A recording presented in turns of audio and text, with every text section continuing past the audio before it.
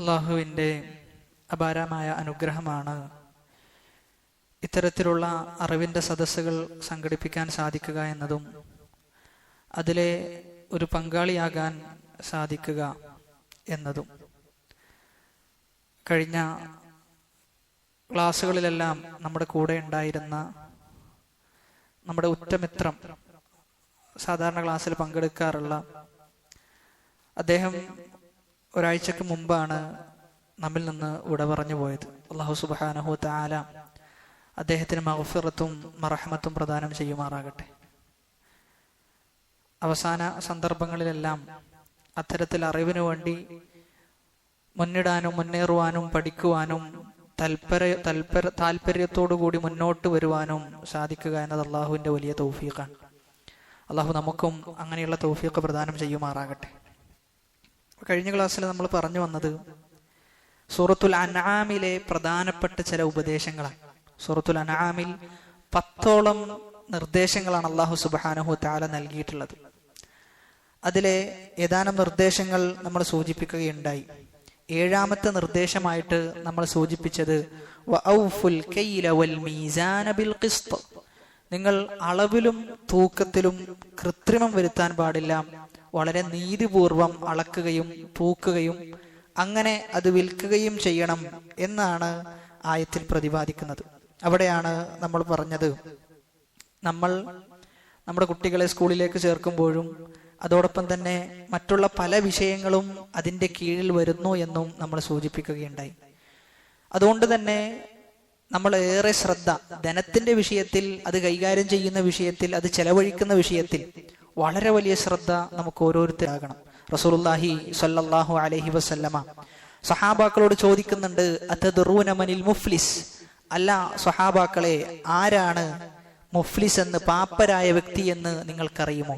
അതദ്റൂന മൽ മുഫ്ലിസ്, എന്താണ് പാപ്പരായ വ്യക്തി എന്ന് പറഞ്ഞു കഴിഞ്ഞാൽ ആ സമയത്ത് സഹാബാക്കൾ ഒന്നടങ്കം പറഞ്ഞു, അൽ മുഫ്ലിസു ഫീനാ മൻ ലാ ദിർഹമ വലാ മതാഅ, ദിർഹമില്ലാത്ത, ദുനിയാവിലെ ഓഹരികളില്ലാത്ത വ്യക്തിയാണ് മുഫ്ലിസ് എന്ന് പറഞ്ഞാൽ, പാപ്പരായ വ്യക്തി എന്ന് പറഞ്ഞാൽ എന്ന് മറുപടി പറഞ്ഞു. അവിടെ ആ മറുപടിയിൽ നിന്ന് നമുക്ക് മനസ്സിലാക്കാൻ പറ്റുക സ്വഹാബത്തിന്റെ നിഷ്കളങ്കതയാണ്. അവരൊറ്റടിക്ക് പറയുകയാണ്, ദിർഹമില്ലാത്ത, പൈസ ഇല്ലാത്ത ആളാണ് പാപ്പരായ വ്യക്തി എന്ന് പറഞ്ഞു കഴിഞ്ഞാൽ. റസൂലുള്ളാഹി സ്വല്ലല്ലാഹു അലൈഹി വസല്ലമ മറുപടി കൊടുത്തത്, ഇന്നൽ മുഫ്ലിസ മിൻ ഉമ്മത്തി, എന്റെ ഉമ്മത്തിൽപ്പെട്ട പാപ്പരായ വ്യക്തി എന്നാൽ യഅതി യൗമൽ ഖിയാമത്തി ബിസലാത്തിൻ വസിയാമിൻ വസകാത്തിൻ, സകാത്തായി, നോമ്പ് ചെയ്ത്, സകാത്ത് കൊടുത്ത്, നിസ്കരിച്ച് എന്നിങ്ങനെയുള്ള സൽക്കർമ്മങ്ങളുമായി എന്റെ അടുക്കിലേക്ക് വരുന്ന, അതായത് നമ്മളെപ്പോലെയുള്ള ആളുകളാണ്, നമ്മളെപ്പോലെ നന്മ ചെയ്ത, നന്മയിൽ മുന്നേറിയ ആളുകൾ. പക്ഷേ അവർക്ക് സംഭവിച്ച അപജയം, അവർക്ക് എവിടെയാണ് തോൽവി സംഭവിച്ചത്? നബി സല്ലല്ലാഹു അലൈഹി വസല്ലമ പറയുന്നു, വയഅതി ഖദ് ശതമ ഹാദാ വഖദഫ ഹാദാ വഅകല മാല ഹാദാ, പക്ഷേ അവൻ ചെയ്തതെന്താ? ചില ആളുകളെ ചീത്ത വിളിച്ചിട്ടുണ്ട്, ചില ആളുകളുടെ പണം അവൻ അപഹരിച്ചിട്ടുണ്ട്, അന്യായമായി എടുത്തിട്ടുണ്ട്. അതോടൊപ്പം തന്നെ ചില ആളുകളെ അവൻ ആരോപിച്ചിട്ടുണ്ട്, അവർ ചെയ്യാത്തതിന്റെ പേരിൽ ചില ആരോപണങ്ങൾ നടത്തിയിട്ടുണ്ട്. എന്നാൽ ഇവിടെ നമ്മുടെ വിഷയം വഅകല മാല ഹാദാ, ഇന്ന വ്യക്തിയുടെ പണം അവൻ അപഹരിച്ചിട്ടുണ്ട് എന്നുള്ളതാണ്. അതുകൊണ്ട് നമ്മൾ പണത്തിന്റെ വിഷയത്തിൽ നമ്മൾ മനസ്സിലാക്കേണ്ടത്, നാളെ ഖിയാമത്ത് നാളിലേക്ക് എത്തിക്കഴിഞ്ഞാൽ നമ്മുടെ നന്മകളെല്ലാം എടുത്ത് മറ്റുള്ളൊരു വ്യക്തിക്ക് കൊടുക്കുകയും അതോടൊപ്പം അവന്റെ തിന്മകളെല്ലാം എടുത്ത് നമ്മിലേക്ക്, നമ്മുടെ അക്കൗണ്ടിലേക്ക് ചേർക്കപ്പെടുന്ന ഒരവസ്ഥ ഉണ്ടാകും. അതിനേക്കാളും വലിയ നിന്ദ്യത ഇനി നമുക്ക് വരാനില്ല എന്നുള്ളതാണ്. അല്ലാഹു സുബ്ഹാനഹു തആല അത്തരം അവസ്ഥയിൽ നിന്ന് നമ്മെ സംരക്ഷിക്കുമാറാകട്ടെ. അതുകൊണ്ട് തന്നെയാണ് റസൂലുള്ളാഹി സ്വല്ലല്ലാഹു അലൈഹി വസല്ലമ പറഞ്ഞത്, ധനത്തിന്റെ വിഷയത്തിൽ നാളെ ചോദ്യം ചെയ്യും, മിൻ ഐന ഇക്തസബ്തഹു, നീ എവിടെ നിന്നാണ് ഈ ധനം സമ്പാദിച്ചത്? ഇന്ന് പല ആളുകളും സമ്പാദ്യം എവിടെ നിന്ന് വരുന്നു എന്നത് ശ്രദ്ധിക്കുന്നേ ഇല്ല. അക്കൗണ്ടിലേക്ക് പണം എത്തിയാൽ മതി എന്നതാണ് ലക്ഷ്യം. അതിന് ഹലാലാകട്ടെ ഹറാമാകട്ടെ അങ്ങനെയുള്ള ഒരു ചിന്തയെ മുസ്ലിം സഹോദരങ്ങൾക്കിടയിൽ പോലും ഇല്ല എന്നത് വളരെ അപകടകരമാണ്. അതുകൊണ്ട് തന്നെ എവിടെ നിന്നാണ് നീ സമ്പാദിച്ചത് എന്ന ചോദ്യം നിനക്കുണ്ടാകും. വഫീമ അൻഫഖ്തഹു, എന്തിലത് നീ ചെലവഴിച്ചു? അതുകൊണ്ട് തന്നെ സമ്പാദിക്കുന്നത് പോലെ തന്നെ പ്രധാനമാണ് നമ്മൾ എന്തിൽ ചെലവഴിക്കുന്നു എന്നുള്ളതും. രണ്ടും ഒരുപോലെ പ്രാധാന്യമുള്ള വിഷയമാണ്.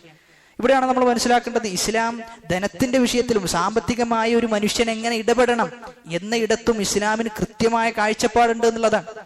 ഒരു മതത്തിൽ ഇത്രയും എല്ലാ മേഖലയിലും ഇടപെടാൻ സാധിക്കുക എന്നുള്ളത് തന്നെ ഇത് ദൈവികമാണ്, ഇത് അള്ളാഹുവിന്റെ അടുക്കലിൽ നിന്നുള്ളതാണ് എന്ന് നമുക്ക് വ്യക്തമാക്കി തരുന്ന ഒരു വിഷയമാണ്. റസൂലുള്ളാഹി സ്വല്ലല്ലാഹു അലൈഹി വസല്ലമ ഒരുപാട് സന്ദർഭത്തിൽ ഇത്തരത്തിൽ ധനത്തിന്റെ വിഷയത്തിൽ ഉമ്മത്തിനെ ഉണർത്തിയതായി നമുക്ക് കാണുവാൻ സാധിക്കും. അതോടൊപ്പം തന്നെ സൂറത്തുൽ ബഖറയിലെ 281 ആയത്തിൽ പറയുന്നത് വത്തഖൂ, നിങ്ങൾ സൂക്ഷിക്കണം, വത്തഖൂ യൗമൻ തുർജഊന ഫീഹി ഇലല്ലാഹ്, അല്ലാഹുവിലേക്ക് മടക്കപ്പെടുന്ന ഒരു ദിവസം, ആ ദിവസത്തെ നിങ്ങൾ ഭയപ്പെടേണ്ടതുണ്ട്. സുമ്മ തുവഫാ കുല്ലു നഫ്സിൻ മാ കസബത് വഹും ലാ യുദ്ലമൂൻ, എല്ലാ നഫ്സിനും എന്താണോ അവർ ചെയ്തു വെച്ചത് അത് നൽകപ്പെടും. എന്താണോ ചെയ്തു വെച്ചത് അതിൽ ഒരു കുറവുമില്ലാതെ, അതിലൊരു വർധനവുമില്ലാതെ നമ്മൾ ചെയ്തു വെച്ചതെല്ലാം നൽകപ്പെടുന്ന ദിവസം, അന്ന് ഒരാളും ആക്രമിക്കപ്പെടുകയില്ല എന്ന്. അതുകൊണ്ട് അത്തരം ദിവസത്തെ പേടിച്ചുകൊണ്ട് നിങ്ങളുടെ ധനം നിങ്ങൾ കൃത്യമായി കൈകാര്യം ചെയ്യണമെന്ന് പറയുകയാണ്. അതുകൊണ്ട് തന്നെ നമ്മെ സംബന്ധിച്ചിടത്തോളം, മുഅ്മിനീങ്ങളെ സംബന്ധിച്ചിടത്തോളം, നമുക്ക് ധനമുണ്ടാക്കുന്ന വിഷയത്തിൽ കൃത്യമായ മാർഗരേഖ ഇസ്ലാം പഠിപ്പിച്ചു തന്നിട്ടുണ്ട്. ആ മാർഗരേഖയിലൂടെയാണ് നമ്മൾ സഞ്ചരിക്കേണ്ടത്. അതിൽ സഞ്ചരിച്ചിട്ട് നമ്മൾ പാപ്പരാവുകയാണെങ്കിൽ പോലും നമ്മൾ മനസ്സിലാക്കേണ്ടത് ഒരു നഷ്ടവും നമുക്കതിലില്ല എന്നുള്ളതാണ്. ഒരു നഷ്ടവും നമുക്കതിലില്ല. ഇനി അതല്ല, അള്ളാഹു പറഞ്ഞ, അള്ളാഹു പഠിപ്പിച്ച, അള്ളാഹു വെച്ച പാത, ആ പാതയെ മറികടന്നുകൊണ്ട് അള്ളാഹു വെച്ച അതിർവരമ്പുകളെ ലംഘിച്ചുകൊണ്ടാണ് നമ്മൾ പറയുന്ന സാമ്പത്തിക സ്വത്ത് ഉണ്ടാക്കുന്നത് എങ്കിൽ വലിയ അപജയാണ്, വലിയ പരാജയമാണ് നമുക്ക് ഇഹലോകത്തും ഉണ്ടാകും പരലോകത്തുണ്ടാകും.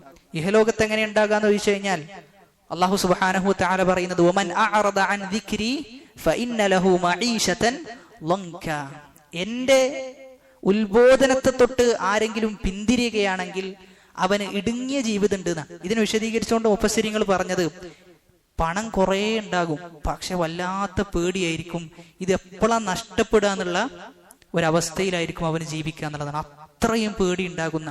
അതുകൊണ്ട് അങ്ങനെ സമ്പാദിച്ചാൽ പോലും പേടിച്ച് ജീവിക്കേണ്ട അവസ്ഥ എന്ന് പറയുമ്പോൾ അതാണ് ദൗർഭാഗ്യകരമായ ജീവിതം എന്ന് പറയുന്നത്. അതുകൊണ്ട് തന്നെ അത്തരം മേഖലകളിൽ വളരെ വലിയ സൂക്ഷ്മത പാലിക്കണം എന്നാണ് ഈ ആയത്തുകൾ നമുക്ക് പഠിപ്പിച്ചു തരുന്നത്.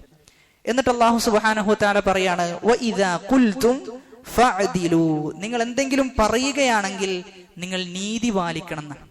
നമ്മുടെ സംസാരത്തിൽ അങ്ങേയറ്റത്തെ നീതി നമുക്കുണ്ടാകണം.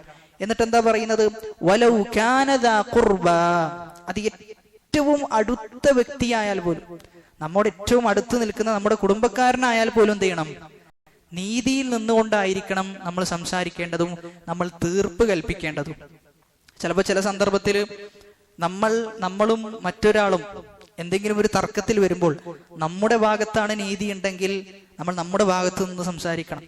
എന്നാൽ നമ്മൾ മറ്റൊരു വ്യക്തിയും സംസാരിക്കുന്ന അതേ സന്ദർഭത്തിൽ അദ്ദേഹത്തിന്റെ അടുക്കലാണ് നീതിയെങ്കിൽ അദ്ദേഹത്തിന് എന്ത് ചെയ്യണം, നമ്മൾ വകവെച്ച് കൊടുക്കണം എന്നുള്ളതാണ്. അതേസമയത്ത് മറ്റുള്ള രണ്ടാളുകൾ സംസാരിക്കുന്നിടത്ത് ആർക്കാണോ നീതി അവരിലാണ് നമ്മൾ നിൽക്കേണ്ടത്. അതല്ലാതെ കുടുംബക്കാരനാണ്, എൻ്റെ അടുത്ത സുഹൃത്താണ്, അതോടൊപ്പം തന്നെ എൻ്റെ കൂട്ടായ്മയിലുള്ള വ്യക്തിയാണ് എന്നിങ്ങനെ ഒരു നിലക്കും നീതിയുടെ വിഷയത്തിൽ നമ്മൾ ഒരു കോംപ്രമൈസും ചെയ്യാൻ പാടില്ല എന്നുള്ളത്. അതുകൊണ്ട് തന്നെ നമ്മൾ ഏറ്റവും കൂടുതൽ ശ്രദ്ധിക്കേണ്ട വിഷയമാണ് ഈ പറയുന്ന സംസാരിക്കുന്നിടത്ത് നീതി പുലർത്തുക എന്നത്. അനീതിയായിക്കൊണ്ട് ഒരാളെയും കുറ്റം പറയുന്ന ഒരവസ്ഥ ഒരിക്കലും ഉണ്ടാകാൻ പാടില്ല. ഒരു നിലക്കും അനീതിയോടുകൂടി കാര്യങ്ങൾ വിധിക്കുന്ന അവസ്ഥ ഉണ്ടാകാൻ പാടില്ല എന്നാണ് ഈ ആയത്തുകൾ നമുക്ക് പഠിപ്പിച്ചു തരുന്നത്. ഈ ആയത്തിന്റെ നേർ വിശദീകരണമാണ് റസൂലുള്ളാഹി സ്വല്ലല്ലാഹു അലൈഹി വസല്ലമയുടെ ജീവിതം. ഒരിക്കൽ ഒരു സമൂഹത്തിൽ നിന്ന് അന്ന ഖുറൈശൻ അഹമ്മഹും ശഅ്നുൽ മർഅത്തിൽ മഖ്സൂമിയ അല്ലതി സറഖത്, ഒരു സ്ത്രീ, മഖ്സൂമിയ ഗോത്രത്തിൽപ്പെട്ട ഒരു സ്ത്രീ മോഷ്ടിച്ചു. ഒരു കാര്യം മോഷ്ടിക്കുകയും ആ സമയത്ത് ആ ഗോത്രക്കാരായ ആളുകൾ പരസ്പരം സംസാരിക്കാൻ, റസൂലിനോട് ആര് സംസാരിക്കും? ഈ സ്ത്രീയുടെ വിഷയത്തിൽ എന്ത് ചെയ്യണം, റസൂലിനോട് ആരെങ്കിലും സംസാരിക്കണം. ആ സമയത്ത് അവിടെ കൂടിയിരുന്ന ആളുകളൊക്കെ പറഞ്ഞു ഉസാമത്ത് ബിൻ സെയ്ദ് എന്ത് ചെയ്യും, സംസാരിക്കും. കാരണം ഉസാമത്ത് ബിൻ സെയ്ദ് റസൂലിന്റെ ഏറ്റവും അടുത്ത സുഹൃത്താണ്.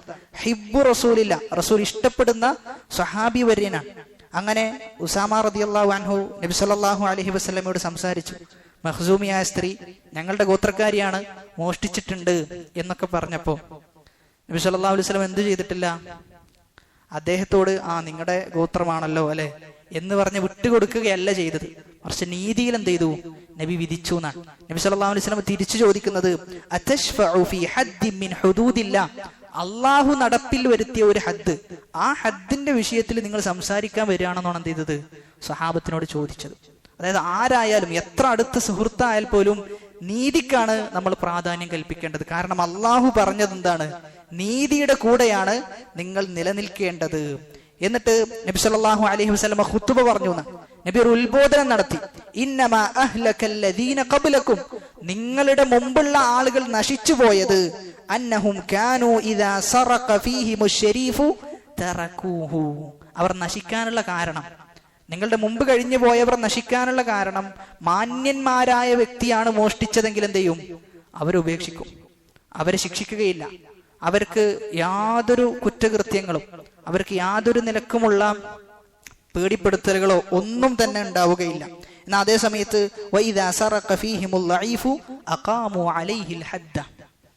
എന്നാൽ മോഷ്ടിച്ചത് ദുർബലനായ വ്യക്തിയാണെങ്കിൽ എന്ത് ചെയ്യും? അവനെതിരെ നിയമം നടപ്പിൽ വരുത്തും എന്നുള്ളതാണ്. ഇതാണ് നിങ്ങൾക്ക് മുമ്പ് കഴിഞ്ഞു പോയ സമൂഹത്തെ നശിപ്പിക്കാൻ കാരണമായിട്ടുള്ളത്. എന്നിട്ട് നബി സല്ലല്ലാഹു അലൈഹി വസല്ലമ പറയുന്നൊരു വാക്കുണ്ട്.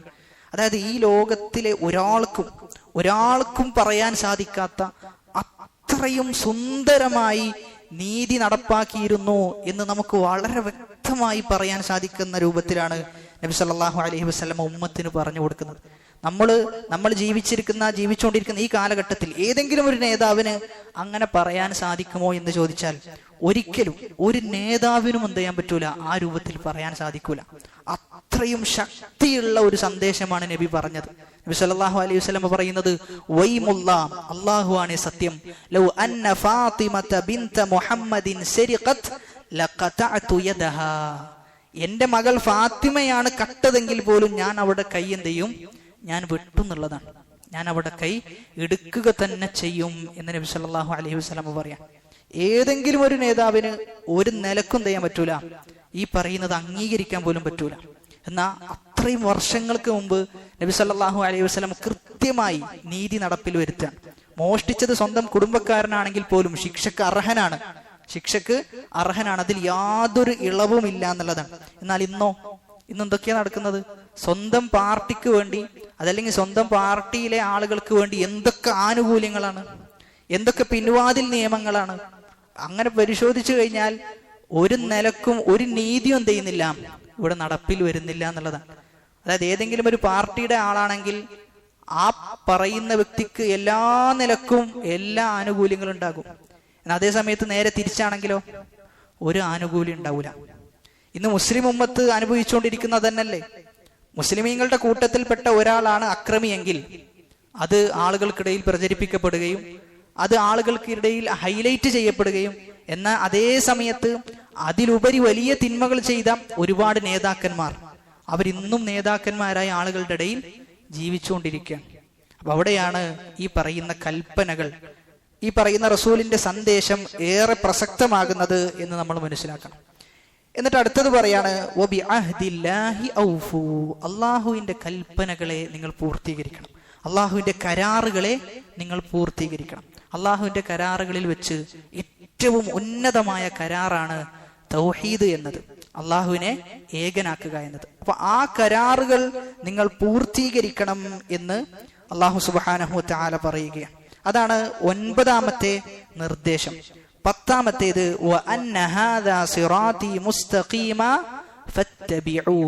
ഇതാണ് നേരായ മാർഗം, ഇതാണ് ചൊവ്വായ മാർഗം. ഫത്തബിഊഹു, നിങ്ങൾ ഇതെന്ത് ചെയ്യണം? പിൻപറ്റണം. അപ്പൊ ഇവിടെ അള്ളാഹു പറയാൻ, ഞാൻ കാണിച്ചു തന്ന, എന്റെ റസൂല് കാണിച്ചു തന്ന ആ മാർഗത്തെയാണ് നിങ്ങൾ പിൻപറ്റേണ്ടത്, അതല്ലാത്ത മറ്റു മാർഗങ്ങളിലേക്ക് നിങ്ങൾ പ്രവേശിക്കരുത് എന്ന് പറഞ്ഞു വെക്കാൻ. അപ്പൊ ഇവിടെ സിറാത്ത് എന്നത് വിശുദ്ധ ഖുർആനിൽ ചില സ്ഥലത്ത് അള്ളാഹുവിലേക്ക് ചേർത്ത് പറയുകയും, എന്നാൽ അതേ സമയത്ത് മറ്റു ചില സന്ദർഭങ്ങളിൽ ആ വഴിയിലൂടെ, അള്ളാഹു വരച്ച വഴിയിലൂടെ ആരാണോ സഞ്ചരിക്കുന്നത് അവരിലേക്ക് ചേർത്തിട്ടും പറഞ്ഞിട്ടുണ്ട്. ഇവിടെ എന്താ പറഞ്ഞത്? അന്ന ഹാദാ സിറാത്തി മുസ്തഖീമ, ഇത് എന്റെ മാർഗമാണ് എന്നാണ്. എന്നാൽ അതേ സമയത്ത് സിറാത്തല്ലദീന അൻഅംത അലൈഹിം, നീ അനുഗ്രഹിച്ചവരുടെ മാർഗം. അപ്പൊ അവിടെ അള്ളാഹുലേക്ക് ചേർത്തിയിട്ടല്ല സിറാത്ത് പറഞ്ഞിട്ടുള്ളത്, മറിച്ച് ആരാണോ ആ സിറാത്തിലൂടെ സഞ്ചരിക്കുന്നത് അവരിലേക്ക് ചേർത്തിക്കൊണ്ട് സിറാത്ത് പറയുകയുണ്ടായി. സിറാത്തല്ലാഹില്ലദീ ലഹു മാ ഫിസ് സമാവാതി വമാ ഫിൽ അർദ്. അതേപോലെ തന്നെ സിറാത്തല്ലാഹ്, അള്ളാഹുവിന്റെ മാർഗം, അള്ളാഹുവിന്റെ മാർഗം. അപ്പൊ ഇങ്ങനെ സിറാത്ത് രണ്ട് രൂപത്തിലാണ് വിശുദ്ധ ഖുർആനിൽ വേർതിരിച്ചിട്ടുള്ളത്, ചേർക്കപ്പെട്ടിട്ടുള്ളത്. ചിലയിടത്ത് അള്ളാഹുവിലേക്കും ചിലയിടത്ത് അതിലൂടെ സഞ്ചരിക്കുന്ന ആളുകളിലേക്കും ചേർത്തിക്കൊണ്ടാണ് സിറാത്ത് പറഞ്ഞിട്ടുള്ളത്. എന്നിട്ട് അള്ളാഹു പറയണു വഅന്ന ഹാദാ സിറാത്തി മുസ്തഖീമൻ ഫത്തബിഊഹു, നിങ്ങൾ ഇതെന്ത് ചെയ്യണം? പിൻപറ്റണം. നിർബന്ധമായിട്ടും അള്ളാന്റെ മാർഗം നിങ്ങൾ പിൻപറ്റണം. എന്നിട്ടോ വലാ തത്തബിഉ സുബുൽ, നിങ്ങൾ മറ്റുള്ള മാർഗങ്ങളെ നിങ്ങൾ പിൻപറ്റരുത്. ബിദ്അത്തുകളെ പിൻപറ്റാൻ പാടില്ല, ദേഹേച്ഛകളെ പിൻപറ്റാൻ പാടില്ല, ശിർക്കിനെ പിൻപറ്റാൻ പാടില്ല. എന്നിട്ടോ ഫതഫറഖ ബികും അൻ സബീലി, അങ്ങനെ പിൻപറ്റിക്കഴിഞ്ഞാൽ നിങ്ങൾ അനൈക്യത്തിലാവും, നിങ്ങൾ ഛിന്ന ഭിന്നമാകും എന്ന് പറഞ്ഞു വെക്കുക. അതുകൊണ്ട് തന്നെ നമ്മുടെ സമൂഹത്തിൽ മുസ്ലിം ഉമ്മത്ത് ഇത്രയും അധികം ആളുകൾ കൂട്ടങ്ങളായി മാറാൻ, കൂട്ടായ്മകളായി മാറാൻ, വ്യത്യസ്തങ്ങളായ ഓരോ ആളുകൾ, അതായത് മുസ്ലിം ഉമ്മത്ത് ഭിന്നിച്ചുകൊണ്ടേയിരിക്കാൻ. കാലം കൂടുന്തോറും മുസ്ലിം ഉമ്മത്തിൽ കൂട്ടായ്മകളും ടീമുകളും വർദ്ധിച്ചു വരികയാണ്. എണ്ണിയാൽ തീരൂല, എണ്ണിയാൽ തീരാത്ത അത്ര വിഭാഗങ്ങളായി മുസ്ലിം ഉമ്മത്ത് മാറിക്കൊണ്ടേയിരിക്കുന്നു. സലഫികളുടെ കൂട്ടത്തിൽ തന്നെ എത്ര ആളുകളുണ്ട് ഞങ്ങൾ സലഫികളാണ് എന്ന് പറഞ്ഞു നടക്കുന്ന ആളുകൾ. അതായത് നമ്മൾ ആലോചിക്കേണ്ടത്, പണ്ടൊക്കെ ഒരാൾ യഥാർത്ഥ സലഫിയത്തിലേക്ക് വന്നു കഴിഞ്ഞാൽ അദ്ദേഹത്തിന് വളരെ എളുപ്പമാണ് മനസ്സിലാക്കാൻ. എന്നാൽ ഇന്നോ വളരെ പ്രയാസമാണ്, വളരെ പ്രയാസമാണ്. ഏതിലേക്കാണ് വരാന്നുള്ളത് എന്ത് ചെയ്യും? ഒനാകെ സംശയത്തിലായി പോകും. കാരണം അത്രയും ആളുകൾ എന്ത് ചെയ്യുന്നുണ്ട്? ഞങ്ങളാണ് സലഫികൾ എന്ന് പറയുന്നുണ്ട്. ഈ ഞങ്ങളാണ് സലഫികൾ എന്ന് പറയുന്ന ആളുകൾ വരെ പറയുന്ന എന്താ? മറ്റൊന്നും സലഫിയല്ല, ഇവന് സലഫിയല്ല, ഇവര് സലഫിയല്ല. ഇങ്ങനെ എന്ത് ചെയ്യാണ്? ആരാണ് സലഫി എന്ന് വെച്ചാലോ, ഞങ്ങളും ഞങ്ങളുടെ കൂടെ കുറച്ച് ആൾക്കാരുണ്ട്, ഇവര് മാത്രമാണ് സലഫികൾ എന്ന്. അതായത് പണ്ട് APക്കാർ ചെയ്തുകൊണ്ടായ ഒരു പ്രവർത്തനമുണ്ട്, സ്വർഗത്തിലേക്ക് ടിക്കറ്റ് കൊടുക്കുന്ന പരിപാടി. ഞങ്ങളും ഞങ്ങളുടെ കൂടെയുള്ള ആളുകൾ മാത്രമാണ് സ്വർഗത്തിൽ നിന്നാണ്. അതായത് APക്കാരെ സംബന്ധിച്ചിടത്തോളം അവരുടെ കൂട്ടായ്മയിൽ ആരാണോ മെമ്പർഷിപ്പ് എടുക്കുന്നത് അവർ സ്വർഗത്തിൽ. അതുപോലെയാണ് ഇന്ന് ചില ആളുകൾ സലഫിയത്തിന്റെ വിഷയത്തിൽ സംസാരിക്കുന്നത്. ഞങ്ങളുടെ കൂടെ കൂടിയാൽ അവൻ സലഫിയായി, എന്നാൽ ഞങ്ങളുടെ കൂട്ടത്തിൽ ഇല്ലെങ്കിലോ അവൻ സലഫിയല്ല എന്നാണ്. അപ്പൊ ശരിക്കും പറഞ്ഞു കഴിഞ്ഞാൽ അന്ന് APക്കാര് ചെയ്ത അതേ പണി എന്ത് ചെയ്യുന്നുണ്ട്? ഇന്ന് ചില ആളുകൾ അത് ഏറ്റെടുത്തിട്ടുണ്ട് എന്നുള്ളതാണ്. അതുകൊണ്ട് നമ്മൾ മനസ്സിലാക്കേണ്ടത്, ഒരാൾക്ക് എങ്ങനെയാണ് മറ്റൊരാൾ സലഫിയല്ല എന്ന് പറയാൻ സാധിക്കുക? അതിനു മാത്രം സലഫിയത്ത് ഈ പറയുന്ന വ്യക്തി ജീവിതത്തിൽ ഉൾക്കൊള്ളുന്നുണ്ടോ? പലപ്പോഴും ഈ സലഫി, ഞാൻ സലഫിയാണ് എന്ന് പറയുന്ന വ്യക്തി, അവൻ സലഫിയത്ത് പാലിക്കുന്നത് ഏത് വിഷയത്തിൽ മാത്രമായിരിക്കും? തർക്കത്തിന്റെ വിഷയത്തിൽ മാത്രമായിരിക്കും. ജീവിതത്തിൽ എന്ത് സലഫിയത്താണെന്ന് ചോദിച്ചാലോ ഒട്ടപൂജയായിരിക്കും, ഒന്നും ഉണ്ടാവൂല. സലഫുകൾ പെരുമാറുന്ന രൂപത്തിലുള്ള പെരുമാറ്റമായിരിക്കൂല. സലഫുകളുടെ നിസ്കാരവും ഇവന്റെ നിസ്കാരവും പരിഗണിച്ചാലോ രണ്ടും തമ്മിൽ വലിയ അന്തരുണ്ടാകും. അപ്പൊ ഇബാദത്തിന്റെ വിഷയത്തിലില്ല, അഖ്ലാഖിന്റെ വിഷയത്തിലില്ല, ഇങ്ങനെയുള്ള ഒരു വിഷയത്തിലും സലഫിയത്ത് പാലിക്കണില്ല. അതേ സമയത്ത് തർക്കത്തിന്റെ വിഷയം വരുമ്പോഴോ ഇവൻ വലിയ സലഫിയായിട്ട് എന്ത് ചെയ്യും?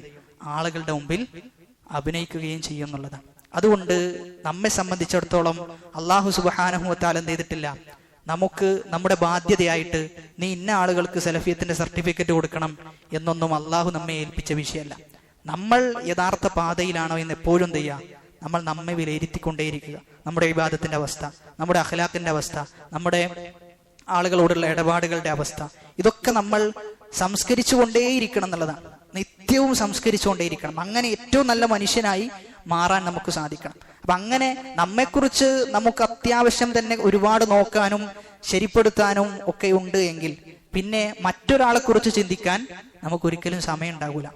ഇത് മറ്റൊരാളെ കുറിച്ച് ചിന്തിക്കാനും അവർക്കെതിരെ വിധി പറയാനും അവരുടെ കാര്യത്തിൽ ഇടപെടാനും ഒക്കെ നമ്മൾ മുന്നിടുന്നത് എപ്പോഴാ?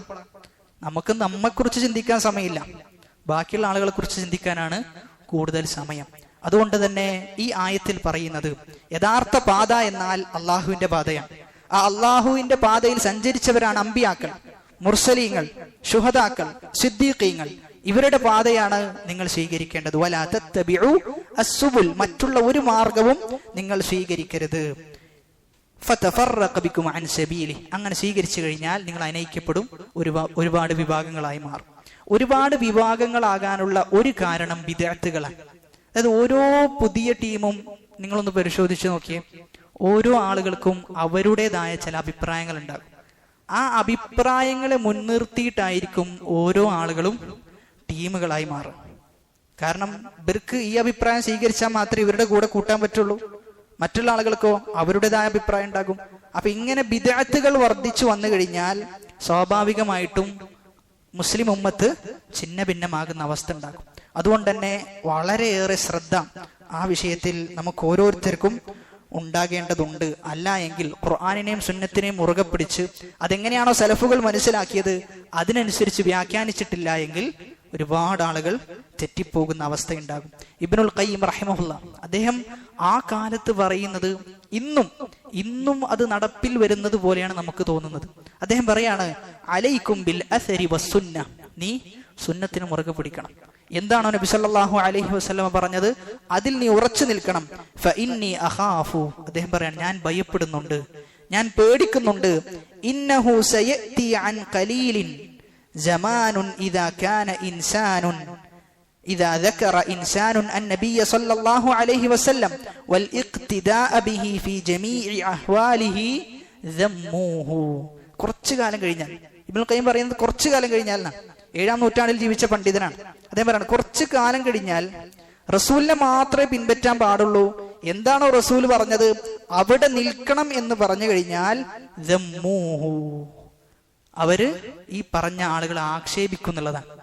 7-ാം നൂറ്റാണ്ടിൽ പറയാം. ഇന്നോ അത് വളരെ കൃത്യമായി നടന്നുകൊണ്ടിരിക്കുകയാണ്. റസൂല് പറഞ്ഞെടുത്ത് നിൽക്കണം എന്ന് പറഞ്ഞു കഴിഞ്ഞാൽ അവിടെ പിന്നെ അവർക്ക് പറയാനുള്ളത് എന്ത്? ഇന്ന പണ്ഡിതൻ പറഞ്ഞിട്ടുണ്ട്, ഇന്ന പണ്ഡിതൻ അത് കഴിക്കാന്ന് പറഞ്ഞിട്ടുണ്ട്. ഇങ്ങനെ ന്യായങ്ങൾ, ദുർന്യായങ്ങൾ പറഞ്ഞുകൊണ്ടേയിരിക്കുകയാണ്. റസൂല് പറഞ്ഞെടുത്ത് നിൽക്കാന്ന് പറഞ്ഞു കഴിഞ്ഞാൽ അവർക്ക് എന്ത് ചെയ്യുന്നില്ല? തൃപ്തിയാകുന്നില്ല എന്ന്. എന്നിട്ടോ വനഫറു അൻഹു, എന്നിട്ട് അവരിൽ നിന്ന് വിട്ടു നിൽക്കും. റസൂലിനെ മാത്രമേ പിൻപറ്റാൻ പാടുള്ളൂ എന്ന് പറഞ്ഞു കഴിഞ്ഞാൽ അവരിൽ നിന്ന് പിന്തി നിൽക്കും. വതബറഉ മിൻഹു വഅദല്ലൂഹു വഅഹാനൂഹു, അവരെ നിന്ദ്യരാക്കും, അവരെ സമൂഹത്തിന്റെ ഇടയിൽ അവർ യഥാർത്ഥ ഹക്കിന്റെ ആളുകളല്ല എന്ന് പറഞ്ഞുകൊണ്ടേയിരിക്കും. അവരെ ഇഷ്ടമില്ലാത്ത പേരുകൾ വിളിച്ചുകൊണ്ടിരിക്കും. ഇങ്ങനെ ഈ പറയുന്ന പ്രവണത ഇപ്പോഴും നമുക്കിടയിൽ കാണാൻ സാധിക്കുന്നുണ്ട് എന്നതാണ് യാഥാർത്ഥ്യം. നബി സല്ലല്ലാഹു അലൈഹി വസല്ലമയെ സ്നേഹിക്കുന്ന ആളുകളാണ് നമ്മൾ, നബിയെ പിൻപറ്റണം എന്ന് പറയുന്ന ആളുകളാണ് നമ്മൾ. അത്തരത്തിൽ ഈ വാദം വളരെ കൃത്യമായി പറയുന്ന നമ്മളെ കുറിച്ച് നബിദിനം ആഘോഷിക്കാൻ പാടില്ല എന്ന് പറയുമ്പോൾ, നബി സല്ലല്ലാഹു അലൈഹി വസല്ലം അത് ചെയ്തിട്ടില്ല, സ്വഹാബത്ത് ചെയ്തിട്ടില്ല എന്നൊക്കെ പറയുമ്പോൾ ആളുകൾ എന്താ പറയുന്നത്? നബി സല്ലല്ലാഹു അലൈഹി വസല്ലം ചെയ്തത് മാത്രമല്ല ദീന്, സഹാബാക്കൾ ചെയ്തത് മാത്രമല്ല ദീന് എന്ന നിലക്കാണ് എന്ത് ചെയ്യാ സംസാരിക്കാം. കുറച്ചൊക്കെ ബുദ്ധി കൊണ്ട് ചിന്തിക്കുന്ന, റസൂലിന്റെ ജീവചരിത്രം കൃത്യമായി വായിച്ച, സഹാബത്തിനെ മനസ്സിലാക്കിയ ആളുകളെ സംബന്ധിച്ചിടത്തോളം ധാരാളം. നബി ചെയ്തിട്ടില്ല എന്ന് പറഞ്ഞു കഴിഞ്ഞാൽ മറുത്ത് പിന്നെ എന്തില്ല, ഒരു ചോദ്യത്തിന് ഒരു പ്രസക്തിയില്ല. കഴിഞ്ഞു, റസൂല് ചെയ്തിട്ടില്ല, ഞാനും ചെയ്യുന്നില്ല, അവിടെ നിൽക്കുക എന്നുള്ളതാണ്. എന്നാൽ അതിനെ വ്യാഖ്യാനിക്കാൻ വേണ്ടി അവർ പണിയെടുക്കുന്ന പണി എത്രയാ? മദീനത്ത് എന്ത് ചെയ്യുന്നുണ്ട്? ഈ ആഘോഷം നടക്കുന്നുണ്ട് എന്നാണ് ഒരു ചങ്ങായി വീഡിയോ എടുത്തിട്ട് പറയുന്നത്. അതായത് മദീനത്ത് ഈ പറയുന്ന ആഘോഷം നടക്കുന്നുണ്ട്. എന്നിട്ട് 3-4 ദിവസം കഴിഞ്ഞപ്പോഴോ ആ വീഡിയോ ഡിലീറ്റ് ചെയ്തു. അപ്പൊ അത്രയും കഷ്ടപ്പെടുകയാണ്. ഒരു വിദഗ്ധ സ്ഥാപിക്കാൻ വേണ്ടി എല്ലാ പണിയും എടുത്തുകൊണ്ടിരിക്കുകയാണ്. അവിടെയാണ് നമ്മൾ പറയുന്നത് സുന്നത്ത് പിൻപറ്റാൻ എന്തില്ല, ഒരു പണിയില്ല. എന്താണോ ഹദീസിൽ പറഞ്ഞത് അത് സ്വീകരിക്കുക എന്നുള്ളതാണ്. അതുകൊണ്ട് തന്നെ സുന്നത്തിൽ അടിയുറച്ചു നിൽക്കാൻ നമ്മൾ പരിശ്രമിക്കണം. നമ്മൾ ചെയ്യുന്ന ഓരോ കർമ്മങ്ങളും അത് സുന്നത്തിൽ അധിഷ്ഠിതമാണോ, അതല്ല അതിലേക്ക് ബിദ്അത്തുകൾ കടന്നു വരുന്നുണ്ടോ എന്ന ഒരു ആലോചന നമ്മൾ നടത്തിക്കൊണ്ടേയിരിക്കണം. എന്നിട്ട് ആയത്ത് അവസാനിപ്പിക്കുമ്പോൾ അള്ളാഹു പറയാണ്, ദാലികും വസ്സാകും ബിഹി ലഅല്ലകും തത്തഖൂൻ.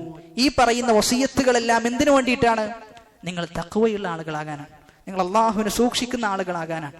അപ്പൊ ഇവിടെ ആയത്തുകളെല്ലാം അവസാനിപ്പിക്കുമ്പോൾ നമുക്ക് മനസ്സിലാക്കാൻ സാധിക്കുന്നത് 3 രൂപത്തിലാണ് അള്ളാഹു ആയത്തുകൾ അവസാനിപ്പിച്ചിട്ടുള്ളത്.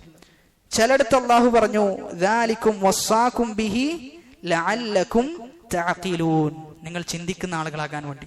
പിന്നെ പറഞ്ഞു ലഅല്ലകും തദക്കറൂൻ, നിങ്ങൾ ആലോചിക്കുന്നവരാകാൻ വേണ്ടി.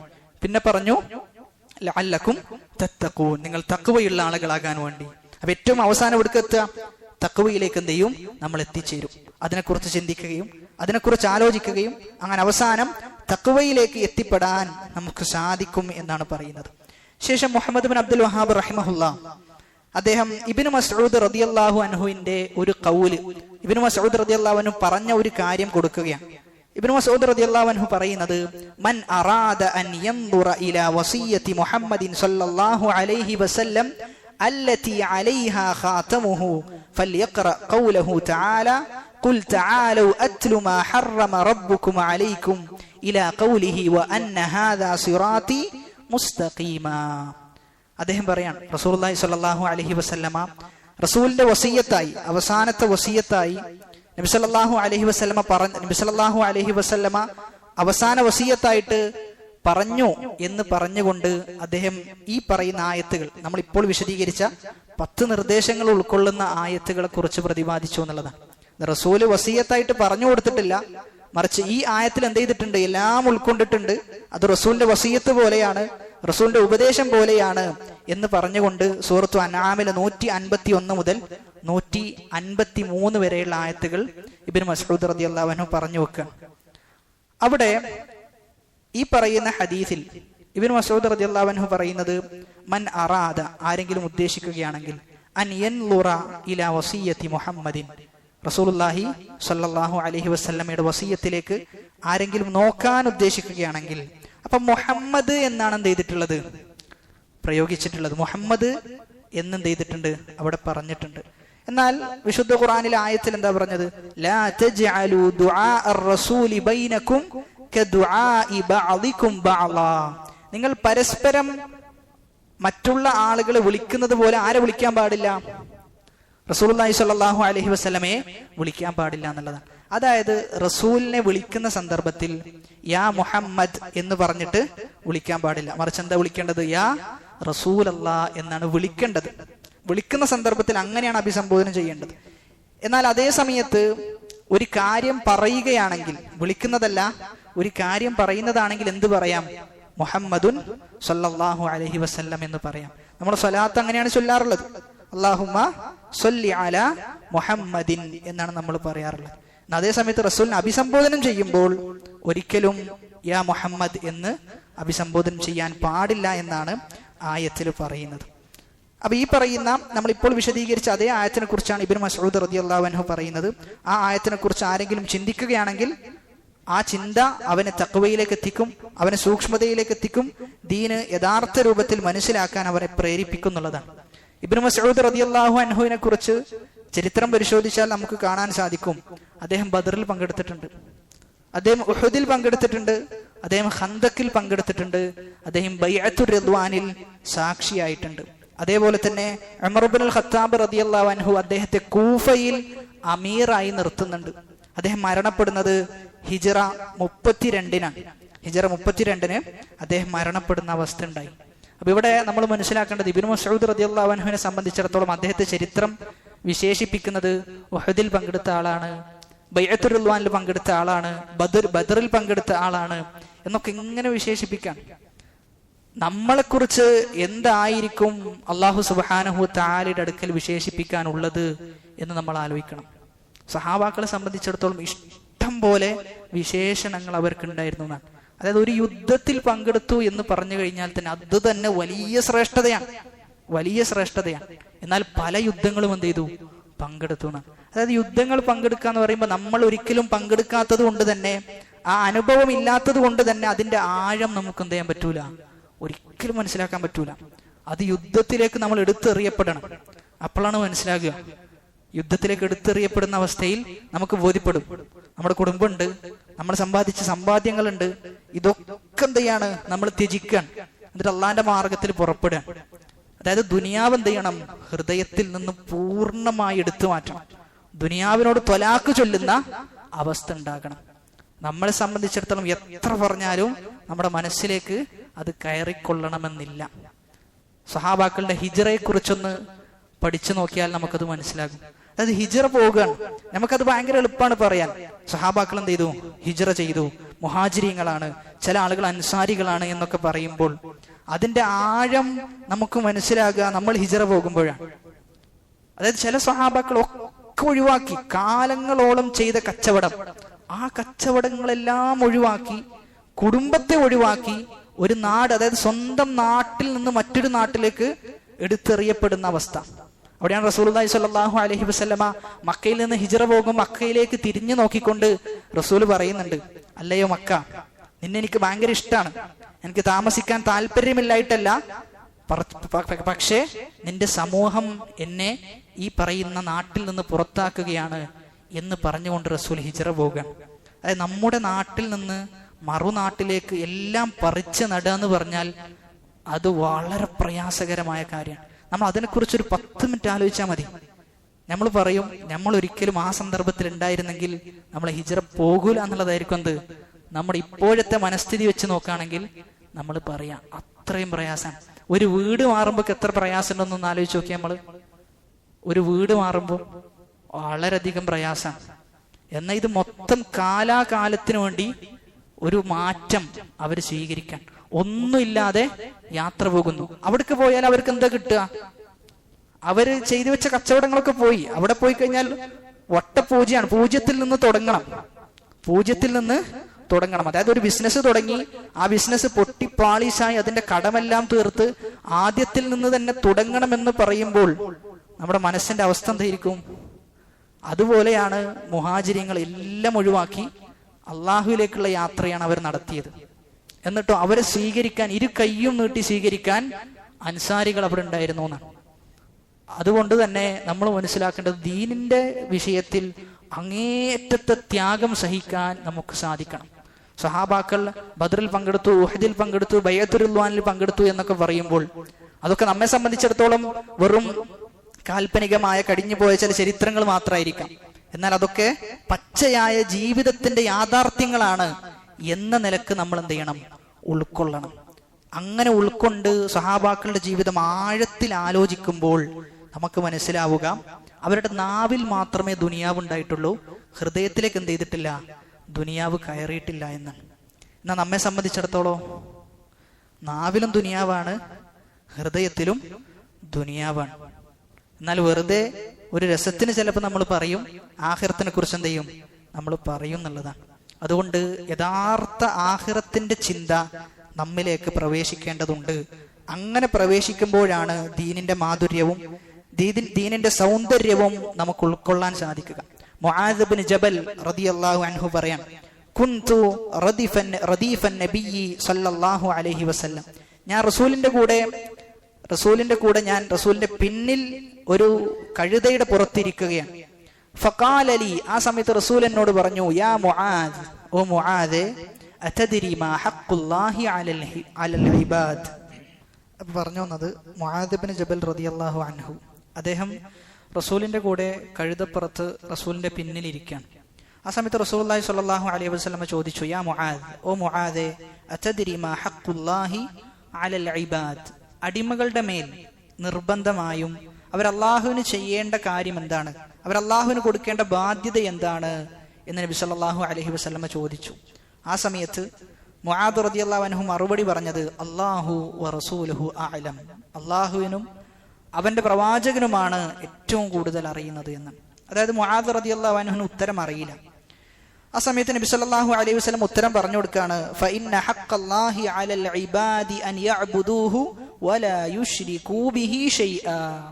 നമ്മെ സംബന്ധിച്ചിടത്തോളം നമ്മൾ അള്ളാഹുവിന് കൊടുക്കേണ്ട ബാധ്യത എന്താ? അള്ളാഹുവിനെ മാത്രം ആരാധിക്കുക, അവനിൽ യാതൊന്നിനെയും പങ്കു ചേർക്കാതിരിക്കുക. അപ്പൊ അള്ളാഹുവിനെ മാത്രമാണ് ആരാധിക്കേണ്ടത്. ആ ആരാധനയിൽ ഒരാളോട് പോലും നമ്മൾ പങ്കു ചേർക്കാൻ പാടില്ല എന്നുള്ളതാണ്. അപ്പൊ ഇബാദത്ത് ചെയ്യുക, അതോടൊപ്പം ഷിർക്ക് ചെയ്യാതിരിക്കുക, ഇതാണ് നമ്മുടെ മേൽ നിർബന്ധമായിട്ടുള്ളത്. എന്നിട്ട് അടുത്തത് ചോദിക്കാം, വഹഖുൽ ഇബാദി അലല്ലാഹി അൻ ലാ യുഅദ്ദിബ മൻ ലാ യുശ്രികു ബിഹി ഷൈആ. എന്നാൽ അള്ളാഹുവിന്റെ ബാധ്യത എന്താ? ഒരാൾ തൗഹീദ് അനുസരിച്ച് ജീവിച്ചു, ഒരാൾ തൗഹീദ് അനുസരിച്ച് ജീവിക്കുകയും മരണപ്പെടുകയും ചെയ്തു. അങ്ങനെ മരണപ്പെട്ടു കഴിഞ്ഞാൽ അള്ളാഹു ബാധ്യതയായിട്ട് ചില കാര്യങ്ങൾ ഏറ്റെടുത്തിട്ടുണ്ട്. അതെന്താണ് എന്ന് നബി സല്ലല്ലാഹു അലൈഹി വസല്ലം പറയാണ്, അൻ ലാ യുഅദ്ദിബ മൻ ലാ യുശ്രികു ബിഹി ഷൈആ.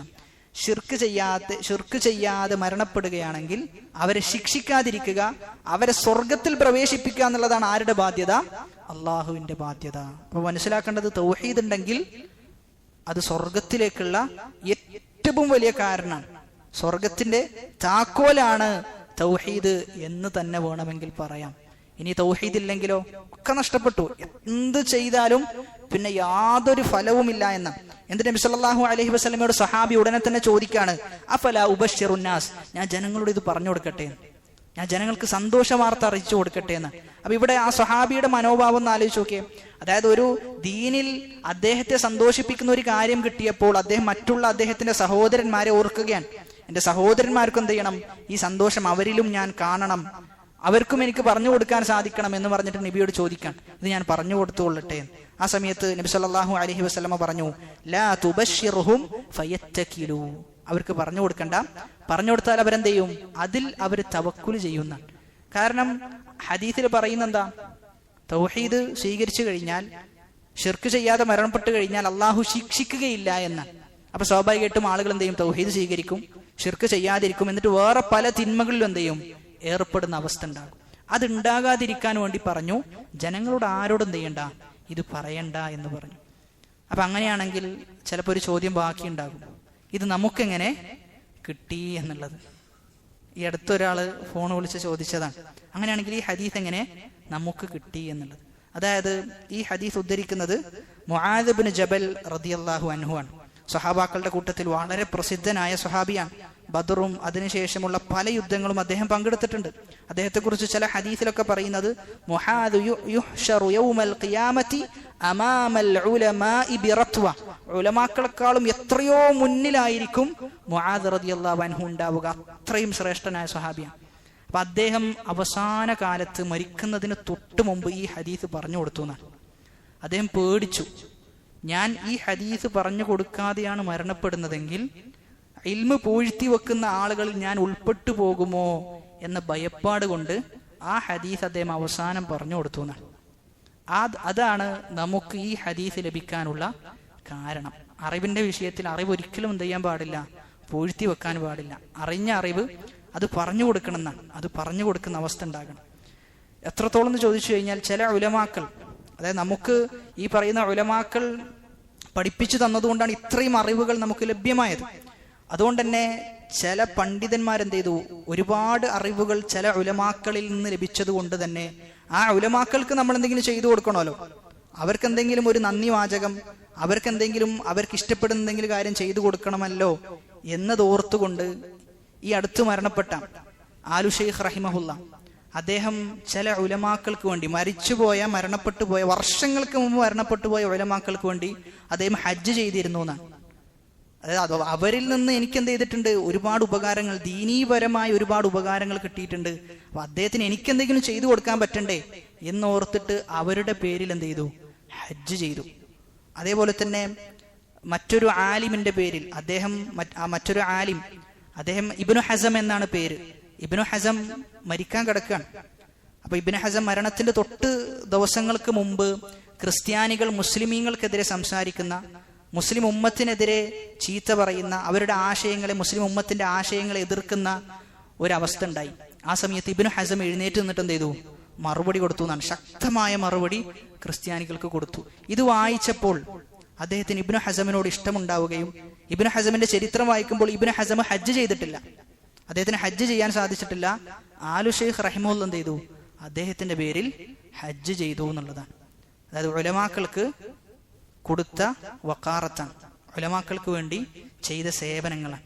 അപ്പൊ അതുകൂടെയാണ് നമ്മൾ മനസ്സിലാക്കേണ്ടത്. അങ്ങനെ അവർക്ക് ഉപകാരം ചെയ്യാൻ, അവരിൽ നിന്ന് ഉപകാരം എടുക്കുന്നതോടൊപ്പം തന്നെ ആ ഉപകാരം എടുത്തതിന്റെ പേരിൽ അവർക്ക് നന്ദി പ്രകടിപ്പിക്കാൻ നമുക്ക് സാധിക്കണമെന്നാണ് ഈ പറഞ്ഞ സംഭവങ്ങളെല്ലാം നമുക്ക് പഠിപ്പിച്ചു തരുന്നത്. അതോടൊപ്പം തന്നെ ഈ ഹദീസിൽ നിന്ന് ഒരുപാട് പാഠങ്ങൾ നമുക്കുണ്ട്. ഒന്നാമതായി റസൂലുള്ളാഹി സ്വല്ലല്ലാഹു അലൈഹി വസല്ലമയുടെ വിനയമാണ്. റസൂൽ എന്ത് ചെയ്തു, റസൂൽ വാഹനത്തിൽ കയറി, റസൂൽ കഴുതയിൽ കയറിയിട്ട് ഒരാളെയും റസൂൽ കയറ്റാതിരുന്നോ? ഇല്ല. തൊട്ടു പിറകിൽ ആരെ കയറ്റി? മുആദ് റളിയല്ലാഹു അൻഹുവിനെ കയറ്റി എന്നുള്ളതാണ്. റസൂലാണ്, എല്ലാ സഹാബാക്കളും ഏറെ ഇഷ്ടപ്പെടുന്ന, അതേപോലെ തന്നെ അള്ളാഹുവിന്റെ വഹി ലഭിക്കുന്ന പ്രവാചകന്മാരിൽ ഏറ്റവും ശ്രേഷ്ഠനായ പ്രവാചകൻ എന്ത് ചെയ്യാണ്, തന്റെ അനുചരനായ ആളെ പുറത്തിരുത്തി കൊണ്ടുപോകുന്നു എന്നത് റസൂലുള്ളാഹി സ്വല്ലല്ലാഹു അലൈഹി വസല്ലമയുടെ വിനയത്തിന്റെ അടയാളമായിട്ടാണ് നമ്മൾ മനസ്സിലാക്കേണ്ടത്. അതേപോലെ തന്നെ വലിയ മര്യാദയിൽപ്പെട്ടതാണ്, അറിയാത്ത കാര്യമാണ് നമ്മോട് ഒരാൾ ചോദിക്കുന്നതെങ്കിൽ നമ്മൾ എന്തു പറയണം? അല്ലാഹു വറസൂലുഹു അഅലം, അല്ലാഹുവും റസൂലുമാണ് ഏറ്റവും കൂടുതൽ അറിവുള്ളത് എന്ന് പറയണമെന്നാണ്. അതായത് ചില ഉലമാക്കൾ പറയുന്നത്, സഹാബാക്കളോട് ചോദിച്ച ചോദ്യം ഇന്ന് ചോദിച്ചിരുന്നെങ്കിൽ എല്ലാ ആളുകളും ഉത്തരം പറയാൻ വേണ്ടി മുന്നിട്ട് വരുമായിരുന്നു എന്നാണ്. എന്നാൽ സഹാബാക്കളോട് ഒരു ചോദ്യം ചോദിച്ചു കഴിഞ്ഞാൽ എന്തായിരിക്കും അവസ്ഥ? മറ്റോൻ പറയുന്നതാണ് സഹാബി. അതായത് ഒരു സഹാബിയോട് ചോദിച്ചാൽ ആ സഹാബി പറയും, ഇന്ന ആളാണ് എന്നെക്കാളും ഉത്തരം പറയാൻ ഉഷാർ, അദ്ദേഹത്തോട് ചോദിച്ചോ എന്ന് പറയും. അദ്ദേഹത്തോട് ചോദിച്ചു കഴിഞ്ഞാലോ അദ്ദേഹം പറയും, എന്നോട് ചോദിക്കണ്ട, അപ്പുറത്തുള്ള ആളോട് ചോദിച്ചു എന്ന് പറയും. അങ്ങനെ അത് തിരിഞ്ഞു വന്നിട്ട് ആരോടാണോ ആദ്യം ചോദിച്ചത് അവരിലേക്ക് എത്തുന്നതാണ്. അത്രയും പേടിയായിരുന്നു ദീനിന്റെ വിഷയത്തിൽ എന്തെങ്കിലും പറയാൻ അവർക്കുണ്ടായിരുന്നത്. കാരണം ദീനാണ്, ഇത് സംസാരിക്കേണ്ട ആൾക്കാരാണ് സംസാരിക്കേണ്ടത്. അല്ലാതെ പോകുന്നവനും കണ്ടവനും എല്ലാ ആളുകൾക്കും അഭിപ്രായം പറയാനുള്ള ഒരു ഇടമായിട്ടാണ് ദീന് ഇന്ന് മാറിയിട്ടുള്ളത്. എല്ലാ ആളുകൾക്കും അവരുടേതായ അഭിപ്രായങ്ങളുണ്ട്. എനിക്കിങ്ങനെയാണ് തോന്നുന്നത്, അല്ല എനിക്ക് ഇങ്ങനെയാണ് തോന്നുന്നത്. അപ്പൊ തോന്നലുകൾക്കനുസരിച്ച് ഇങ്ങനെ പറഞ്ഞുകൊണ്ടിരിക്കുകയാണ്. ഒരു സൂക്ഷ്മതയും ആ വിഷയത്തിൽ പല ആളുകളും കാണിക്കുന്നില്ല. എന്നാൽ ഇതേ സമയത്ത് ഒരു ഡോക്ടർ എടുക്കുന്ന പണി നമ്മൾ ആരെങ്കിലും എടുക്കും? ഇന്ന മരുന്ന് കുടിച്ചാൽ മതി നമ്മൾ ആരും ചെയ്യൂല, ഒരാളും പറയില്ല. അല്ലെങ്കിൽ വീട് പണി നടക്കുകയാണ്, നമ്മോടൊരുത്തം വന്നിട്ട് പറയാണ്, അത് ഇവിടെ ഇങ്ങനല്ല ഇങ്ങനെയാണ് കെട്ടേണ്ടതെന്ന് പറഞ്ഞാൽ നമ്മൾ പറയും, ഒരിക്കൽ പോയ ചങ്ങായി ഇത് നിന്റെ പണിയൊന്നും അല്ലല്ലോ എന്ന് നമ്മൾ പറയും. എന്നാൽ അതേ സമയത്ത് ദീനിന്റെ വിഷയത്തിൽ പറഞ്ഞാലോ പെട്ടെന്ന് വിശ്വസിക്കും, അങ്ങനെ ഉണ്ടല്ലേ എന്ന് പറഞ്ഞിട്ട് എന്ത് ചെയ്യും, നമ്മൾ വിശ്വസിക്കുന്ന അവസ്ഥ ഉണ്ടാവും. സാധാരണ റമളാനിലൊക്കെ ഒരു ഹദീസ് എന്ത് ചെയ്യാറുണ്ട്? റമളാൻ മാസമായി കഴിഞ്ഞാൽ ഒരു ഹദീസ് പ്രചരിക്കാറുണ്ട്. ആദ്യമായി റമളാൻ നിലാവ് കണ്ടു എന്ന് പ്രചരിപ്പിച്ചു കഴിഞ്ഞാൽ അവന് നരകമോചനമുണ്ട് എന്ന് പറഞ്ഞിട്ട് എന്ത് ചെയ്യും, ഇങ്ങനെ റമളാന്റെ നിലാവ് കണ്ടു കഴിഞ്ഞാൽ ആദ്യം എന്ത് ചെയ്യും, അത് പ്രചരിപ്പിക്കാൻ വേണ്ടി പരിശ്രമിക്കുന്ന ആളുകളുണ്ട്. അങ്ങനെ ഒരു ഹദീസ് തന്നെ ഇല്ല. അത് ദുർബലം എന്ന് മാത്രമല്ല, ഉണ്ടാക്കിയ ഹദീസാണ്, ഉണ്ടാക്കപ്പെട്ട കെട്ടിച്ചമക്കപ്പെട്ട ഹദീസുകളാണ്. അപ്പൊ ഇങ്ങനെ ദീനിന്റെ വിഷയത്തിൽ എന്തെങ്കിലും വന്നു കഴിഞ്ഞാൽ അത് അന്വേഷിക്കുകയോ അതിന്റെ സത്യാവസ്ഥ മനസ്സിലാക്കുകയോ ഒന്നും ചെയ്യാതെ അത് ഷെയർ ചെയ്യുന്ന ആളുകൾ വളരെയധികം സൂക്ഷിക്കേണ്ടതുണ്ട്. റസൂലിന്റെ വിഷയത്തിൽ അത് കളവായി മാറാൻ സാധ്യതയുണ്ട്. ചില ആളുകൾ ഈ ഷെയർ ചെയ്യുമ്പോൾ തന്നെ ചില ആളുകളുടെ ഉദ്ദേശം എന്താ, ഗ്രൂപ്പിൽ ഫസ്റ്റ് ഷെയർ ചെയ്യുന്ന ആള് ഞാനാകണം എന്നുള്ളതാണ്. എന്തോ മത്സരം പോലെയാണ് ഇതിനെ കാണുക ചില ആൾക്കാരെ സംബന്ധിച്ചിടത്തോളം. അവിടെ നമ്മളെ സംബന്ധിച്ചിടത്തോളം നമ്മൾ ഫസ്റ്റ് ഷെയർ ചെയ്യണമെന്നോ അല്ലെങ്കിൽ നമ്മളായിരിക്കണം അത് മുൻപന്തിയിലെന്നോ എന്നതല്ല നമുക്കുണ്ടാകേണ്ട നിയ്യത്ത്. മറിച്ച് നമ്മൾ നമ്മുടെ മനസ്സിൽ കരുതേണ്ടത് ഒന്നാമത്തേത്, ഇത് ദീനാണ് പറയുന്നത്, ഇത് സത്യമാണോ എന്നത് നമ്മൾ ഉറപ്പുവരുത്തണം. രണ്ടാമത്തേത്, നമുക്ക് നിയ്യത്ത് ഉണ്ടാവുക എന്നതാണ് പ്രധാനം. നമുക്ക് അത് മറ്റുള്ള ആളുകളിലേക്ക് എത്തിച്ചു കൊടുക്കണം എന്ന നിയ്യത്ത് ഉണ്ടാകലാണ് പ്രധാനം. അതിൽ ഒന്നാമതായാലും രണ്ടാമതായാലും എല്ലാ ആളുകൾക്കും ഒരുപോലെയാണ് പ്രതിഫലം ലഭിക്കുക. അതുകൊണ്ട് തന്നെ ദീനിന്റെ വിഷയത്തിൽ നമുക്കറിയാത്തതാണ് നമ്മോട് ഒരാൾ ചോദിക്കുന്നതെങ്കിൽ അറിയില്ല എന്ന് പറയാൻ നമുക്ക് സാധിക്കണം. ആ വിഷയത്തിൽ നമ്മെ ഏറെ അത്ഭുതപ്പെടുത്തിയ നമ്മുടെ ഒരു ഉസ്താദാണ് ഇവിടെ ഖുതുബ പറയുന്ന, ക്ലാസ് എടുക്കുന്ന മുജീബ് റഹ്മാൻ സലാഹി. അള്ളാഹു അദ്ദേഹത്തിന് മഗ്ഫിറത്തും മർഹമത്തും അതോടൊപ്പം തന്നെ ഇൽമിൽ അദ്ദേഹത്തിന് വർധനവും പ്രദാനം ചെയ്യുമാറാകട്ടെ. അപ്പോൾ ഉസ്താദിനോട് സാധാരണ ചോദ്യോത്തര സെഷനൊക്കെ ഉണ്ടായി കഴിഞ്ഞാൽ, അല്ല അറിയാത്ത ചോദ്യം വന്നാൽ എന്താ ചെയ്യാം എന്ന് ചോദിച്ചു കഴിഞ്ഞാൽ ഉസ്താദ് പറയും, അറിയില്ല എന്ന് പറയും. പിന്നെന്താ പറയാ, എളുപ്പല്ലേ? അത് അറിയാത്ത ചോദ്യം വന്നു കഴിഞ്ഞാലാണ് ഉത്തരം പറയാൻ എളുപ്പം എന്നാണ്. അറിയുന്ന നമുക്ക് കുറെ പറയണ്ടേ, ഹദീസുകൾ പറയണം, ആയത്തുകൾ പറയണം, മറ്റതൊന്നും പറയാനില്ല.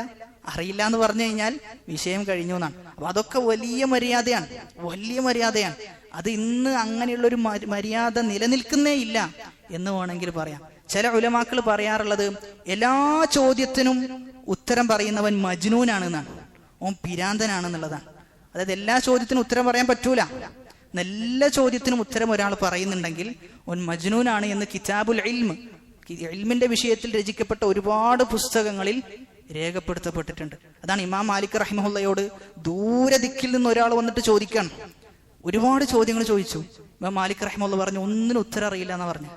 എന്നിട്ട് പറഞ്ഞു, ഇമാം മാലിക് പറഞ്ഞിട്ടുണ്ട്, ഈ പറയുന്ന ചോദ്യങ്ങൾക്കൊന്നും ഉത്തരം അറിയില്ല, നിങ്ങൾ എന്ത് ചെയ്യാ, ഈ മറുപടി നിങ്ങളുടെ നാട്ടിൽ പോയി പറയാന്ന് പറഞ്ഞു. അത് അവർക്ക് അറിയില്ല എന്ന് പറയാൻ എന്തില്ല, ഒരു മടിയും ഉണ്ടായിരുന്നില്ല എന്നാണ്, ഒരു മടിയും ഉണ്ടായിരുന്നില്ല. അതുകൊണ്ട് അറിയാത്ത വിഷയം അറിയില്ല എന്ന് പറഞ്ഞ് അത് പഠനവിധേയമാക്കുകയും അത് ചോദിച്ചു മനസ്സിലാക്കുകയുമാണ് നമ്മൾ ചെയ്യേണ്ടത്. അതാണ് യഥാർത്ഥ മുഖ്ലിസീങ്ങളുടെ, നിഷ്കളങ്കരായ ആളുകളുടെ അടയാളം. കാരണം അത് വലിയ ഭാരം നമ്മൾ നമ്മുടെ മേൽ ചുമത്തുകയാണ് ചെയ്യുന്നത്. അല്ലാഹു സുബ്ഹാനഹു വ തആല അതിന്റെ പേരിൽ നാളെ നമ്മോട് എന്ത് ചെയ്യും? ചോദ്യം ചെയ്യപ്പെടുന്ന ഒരു അവസ്ഥ ഉണ്ടാകും. അതുകൊണ്ട് നമ്മെ സംബന്ധിച്ചിടത്തോളം ആ ചോദ്യത്തിൽ നിന്ന് മുക്തി നേടാൻ ഏറ്റവും നല്ലത് ലാ അദ്രി. ചില ഉലമാക്കൾ പറയുന്നത് നിസ്ഫുൽ ഇൽം, അറിവിന്റെ പകുതിയാണ് ലാ അദ്രി, എനിക്ക് ആ കാര്യം അറിയില്ല എന്ന് പറയൽ അറിവിന്റെ പകുതിയാണ്. അതുകൊണ്ട് തന്നെ അറിവിന്റെ വിഷയങ്ങൾ ചർച്ച ചെയ്യുന്ന സദസ്സുകളിൽ ആവേശപൂർവ്വം നമ്മൾ നമ്മുടെ അഭിപ്രായം പറയണം എന്നില്ല. മറിച്ച് അത് കൃത്യമായി ശ്രവിച്ച് കേൾക്കുകയും അറിയുന്നതാണെങ്കിൽ മാത്രം പറയുകയും ചെയ്യുക. അല്ലാത്തതാണെങ്കിൽ നമ്മൾ പറയേണ്ടതില്ല. അല്ലാഹു സുബ്ഹാനഹു വ തആല കാര്യങ്ങൾ കൃത്യമായി ഗ്രഹിക്കുവാനും അത് ജീവിതത്തിൽ പ്രാവർത്തികമാക്കുവാനുമുള്ള തൗഫീഖ് പ്രദാനം ചെയ്യുമാറാകട്ടെ. നമ്മിൽ നിന്ന് വന്നുപോയ ചെറുതും വലുതുമായ എല്ലാ വീഴ്ചകൾ അല്ലാഹു പുറത്തു മാപ്പാക്കി നൽകുമാറാകട്ടെ. അല്ലാഹുമ്മ ഗ്ഫിർ ലിൽ മുഅ്മിനീന വൽ മുഅ്മിനാത്ത് വൽ മുസ്ലിമീന വൽ മുസ്ലിമാത്ത് അൽ അഹ്യാഇ മിൻഹും വൽ അംവാത്ത് ഇന്നക മുജീബുദ് ദഅവാതി വയാ ഖാദിയൽ ഹാജാത്ത്. ربنا آتنا في الدنيا حسنة وفي الآخرة حسنة وقنا عذاب النار.